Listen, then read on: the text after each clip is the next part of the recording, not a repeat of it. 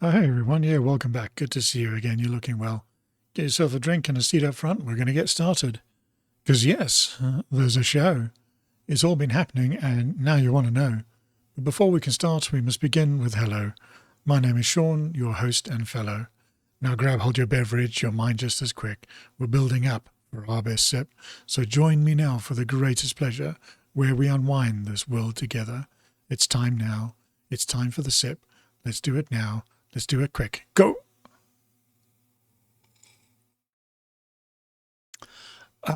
Yes, exactly what I needed. Well, in Nottingham in England, a man accidentally buys his own stolen car back. A used car buyer's excitement quickly turned to disbelief after he realised that the vehicle he had just purchased was the same car that had been stolen from him months earlier. The man had spent weeks searching for a replacement vehicle after his original car disappeared. While browsing listings, he found a near-identical model, same colour, same year, same modifications, and unusually familiar wear marks. He purchased the vehicle and drove it home. Only later did he begin noticing details that seemed impossible. According to reports, he found old receipts, personal items, and custom modifications he himself installed years earlier. The realization was immediate. The car was his. And authorities later confirmed that the vehicle's identification numbers had been altered after the theft, and the car had eventually been resold through intermediaries. Police recovered the vehicle and launched an investigation. The owner reportedly described the experience as the world's most inconvenient loyalty program. Meanwhile, over in Iran, it looks like things are still not settling down there. On Monday, President Trump took to Truth Social to demand the end of the tit-for-tat exchanges between Israel and Iran. On Tuesday, Iran downed an American Apache helicopter with a drone. The pilots escaped and they were rescued by the US, but now the US has got involved as well and took out some Iranian positions. And on Wednesday, there was further US strikes, and Iran retaliated by attacking their neighbours with, using missiles and drones. Most of which were intercepted. And then Iran threatened to close the strait again. Explosions were reported on Qasem Island again. So far today there have been reports of further US strikes. Trump has said Iran has had enough time now to make a deal, and that is past waiting. He has been threatening the power plants and bridges again, something that he has been reluctant to do because of the impact on the civilian population, basically. If you take out the roads, that will stop the flow of goods and people. Supplies, including food and medicine, will become much more difficult and much more expensive to get. And if you take out the power plants, that will effectively take everything else out. There'll be no water desalination, no water pumps pumping the water to the house. No home appliances will be working. Your fridge will stop working. All the food in there will be spoiled after 24 hours. And you won't be able to heat the house if you have electric heating. Cook your food, you'll have no internet. You won't even be able to charge your phone. It would be really catastrophic for the locals, and ultimately, I think, really bad PR for the USA. And I think that's what Trump is really trying to avoid. I think there is an alternative, though. The blockade has been very effective at reducing Iran's oil revenue, and that has put a massive pressure on their regime. And if the US were to target a similar kind of economically important area, they could continue to apply more pressure without taking out the whole country. The automotive industry is absolutely massive in Iran. If he were to target something like that first, it would be much less of a direct effect on regular civilians, but a big impact on the mentality and the economics. Iranians are pretty car crazy, but it's mostly the richer people that can actually afford them. So you wouldn't really be affecting the people further down the chain that much. And some of those factories can be used to produce drones. So there may be a strategic angle there as well.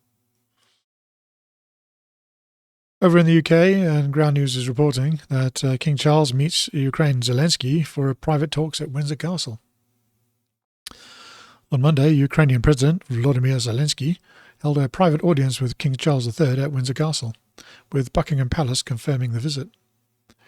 Following talks in London on Sunday, Prime Minister Keir Starmer, French President Emmanuel Macron, and German Chancellor Friedrich Merz met with Zelensky to pledge they would stand firmly with Ukraine. In their joint statement, the leaders called on Russia to reach a just and lasting deal while emphasizing the Coalition of the Willing initiative to provide long-term security guarantees for Ukraine. Zelensky thanked the UK for its ironclad support and revealed plans to invite King Charles III for an official state visit to Ukraine as early as this year. In another related story, still from Ground News, Macron invites Zelensky to upcoming G7 summit. French President Emmanuel Macron confirmed Wednesday that President Volodymyr Zelensky will attend next week's summit in Vaux-en-les-Bains, calling Zelensky's presence very important to rebuild consensus on Ukraine support. While earlier reports suggest that the Ukrainian leader would not attend, Macron reiterated on June 10th that support for Ukraine remains the top priority, marking a strategic shift for unified backing of Kyiv. Macron also invited leaders from Egypt, Saudi Arabia and Qatar and the United Arab Emirates to discuss the Middle East conflict and the Strait of Hormuz, addressing negotiations on Iran and fuel price impacts. Following sessions on Ukraine and the Middle East, the agenda includes a North-South partnership and discussions with the United States tech companies on questions of sovereignty and cybersecurity. Zelensky's doing the rounds again and looking for more money and more support for the war in Ukraine. This is a summary from Grok on the main talking points since he's been in Europe. They issued a joint statement reiterating unwavering support for Ukraine's defense against Russia and outlining 5 key conditions for a just and lasting peace. An immediate ceasefire or to stop the fighting, and negotiations based on the current front lines, and legally binding security guarantees for Ukraine, including a potential multinational force. Use of frozen Russian assets for reparations or compensation, and broader protection for the European security. I think there's a plane going by at the moment. There you go. The context they are providing here is quite interesting. The call for an immediate ceasefire is pretty obvious. And negotiations based on the front lines is probably the most interesting part. Europe is suggesting the territorial gains by Russia should be kept as is. Legally binding security guarantees. And the Europeans have been trying to push for Ukraine to join NATO for quite a while now. But that conflicts with what the US wants. And Russia, obviously. Europe has been talking about creating a European army, and it sounds like they want Ukraine to be part of that and to receive European troops. And that still causes a conflict with the US because, what happens when those European forces are attacked in Ukraine? Are they now going to say that the NATO articles have been triggered because European forces have now been attacked? So all NATO members are now involved. It feels a little bit like legal and political bung to get around a true NATO consensus. And the use of frozen Russian assets, I don't really think that makes sense. Russia is not at war with Europe, so how they can take away their assets to pay for it. The broader protection for European security, Europe has to spend more money on military now. They've already signed a declaration of intent to deploy UK and French troops in Ukraine, which means that all those people laughing at the Russian troops dying may soon find out about it themselves. Not to mention the direct attacks on Russia that are happening now, and Russia's not going to accept that at all. The chance of things escalating are pretty high right now. A peace deal is essential at the moment before it escalates any further, and it should also include keeping the Europeans out of Ukraine, as I don't think Europe would want European troops right on the border either. The most interesting part about this is that it looks like Europe is trying to take the lead in negotiating a peace deal. These things, like European troops in Ukraine, seem a little sus to me. If there is a peace deal and Europe and Russia is no longer going to attack, then why would you need to put troops there at all? It just seems to create an opportunity for a false flag that would drag Europe into a war.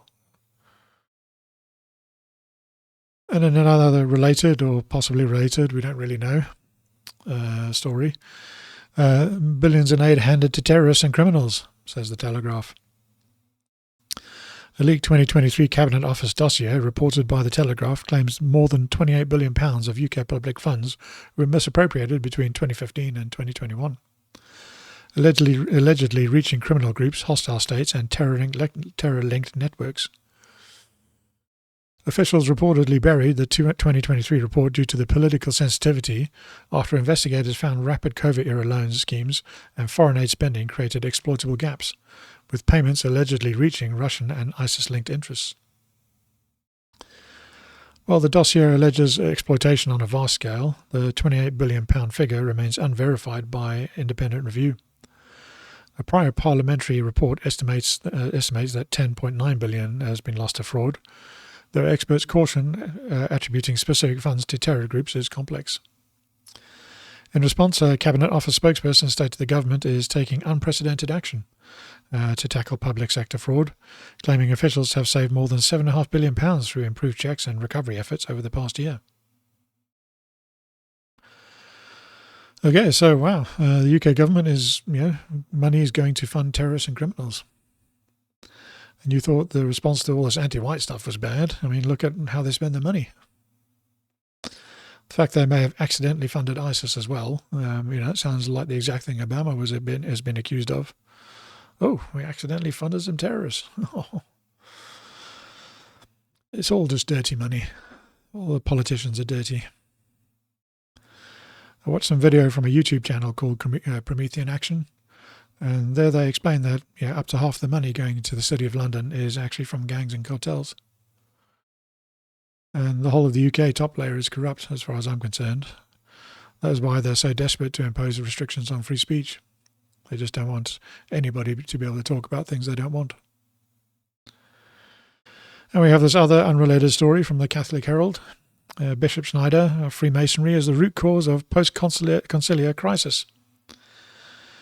Bishop Athanasius Schneider, Auxiliary Bishop of Astana, has identified Freemasonry as a principal source of the crisis that has afflicted the Catholic Church since the Second Vatican Council, describing its infiltration as a demonic tactic aimed at corrupting doctrine, worship and the centrality of Christ. In a wide-ranging interview released on May 22, 2026, with Adrian Milag, the bishop, who endured Soviet communist persecution as a child, spoke with notable frankness about the dangers of relativism, naturalism, and man-centered liturgy. And I actually had a story last week about the French Masonic Lodge that had been caught organising mafia hits. The Freemasons described them as a rogue element, though. Now we have the bishop here calling them out directly. It seems strange that this charitable organisation would be accused of such heinous things. Contract killings are one thing, but circumventing the whole Catholic Church, that's a much bigger story. At least there's only two examples now of these kind of things, these kind of accusations. Since the Masons require members to be, to do what the group instructs at all costs and to protect the group at all costs, I guess, we will hear about the truth from those inside soon enough. Now, where did we leave that politician? US firms there's another story now from Owen Gregorian on X. US firms make history, flies electric plane using solid-state batteries, reports Chris Young of Interesting Engineering. This design allows for enhanced thermal stability and resistance to physical damage such as punctures. Helios Horizon, a Florida-based non-profit, has completed what it claims is the first piloted flight of an electric aircraft using solid-state batteries. On June 5th, the founder and chief test pilot, Miguel Utamendi, conducted a series of short test flights in Zephyrhills Municipal Airport in Central Florida, aboard a modified Pipistrel Taurus motor glider designated as the Helios Horizon.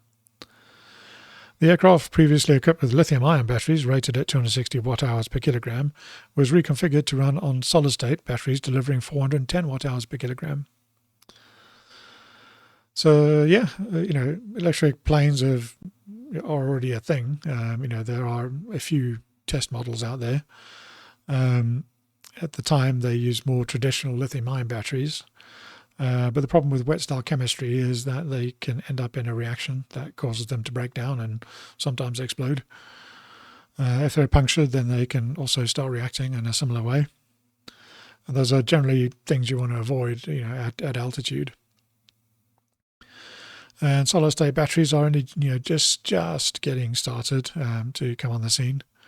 And it's much more likely that they'll end up in planes just because they're much more stable, and they also offer a higher power density. So, like cars, planes are starting to see that shift towards electric-powered propulsion. Due to the generally higher, pardon the pun, safety requirements, the adoption has been much slower. I think it is inevitable, though, that it'll happen. Maybe not on the big commercial jets just yet, but certainly starting out on private planes. There are already a couple of private transport concepts that are basically large drone quadcopters for transporting people, like individual personal transports. Range is pretty short on those, usually flight time of less than an hour, but it does look a hell of a lot of fun, some of the videos I've seen. It's definitely one to keep an eye on. These test flights are necessary for certification, and once they have that, then you'll start to see a big push for them. Like I say, probably more in private space, but eventually commercial will probably adopt when they can prove the technology works. Which kind of brings me to the end of my notes, and just a reminder that I'll be doing a live stream tomorrow from 8 a.m. Central, and that leaves me with my final thought. And that is, just because something has always been that way, it doesn't mean it will or should always stay that way. Sometimes these things come about without much thought, and sometimes it just needs a new direction. After all, as Scott Adams would often say, we can get used to anything. And with that, I wish you well and say, see you later. Cheers.